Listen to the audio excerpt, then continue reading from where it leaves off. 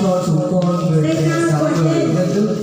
Xin Chúa ban cho chúng con trong hành trình dương thế này biết luôn những chuyên ngắn mẹ để trong cuộc sống làm người, làm Kitô hữu và làm con Chúa. Chúng con biết yêu thương thánh hóa gia đình, đóng góp xây dựng hội thánh và biến đổi xã hội, sống đẹp thánh kính Chúa.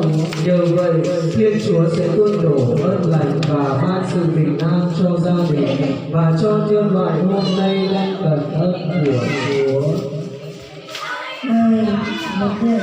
Xin Chúa cho gia đình con yên cầu nguyện chuyên trong dân hồn. Xin Chúa cho gia đình con sống thuần hoài yêu thương hiến nhân, để lên chúng nhân được trời và nên môi men cho đời để chúng ai mà khi coi chứ mày chỉ còn chỉ đến bài luôn cái này cho mày ơi.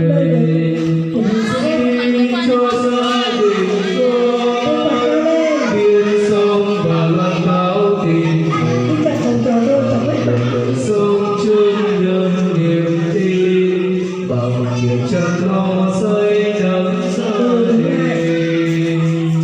Xin Chúa cho bao mẹ cha giữ trọn niềm yêu thương thiết tha, luôn biết lo cho đàn con sống cùng thờ tin yêu một Chúa, trở nên bóng hương tuyệt vời dạy cho cháu con bao đời bằng an vui,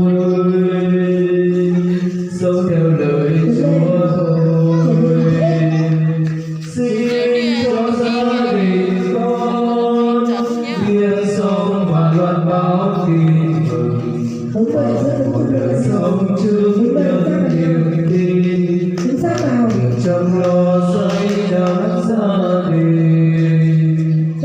Xin Chúa cho bao người con biết một lòng chúc yên sắm son, tôi yêu thương mẹ cha xứng là người con ngoan của Chúa.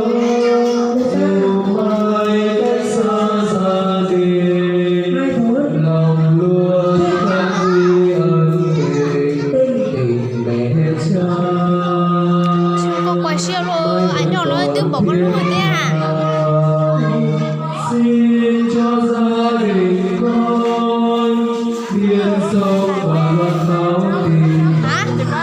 bằng một đời sống chứng nhân niềm tin, bằng việc chọn lo xây đắp gia đình. Xin cho gia đình con biết sống và loan báo tin mừng, bằng một đời sống chứng nhân niềm tin, bằng việc chăm lo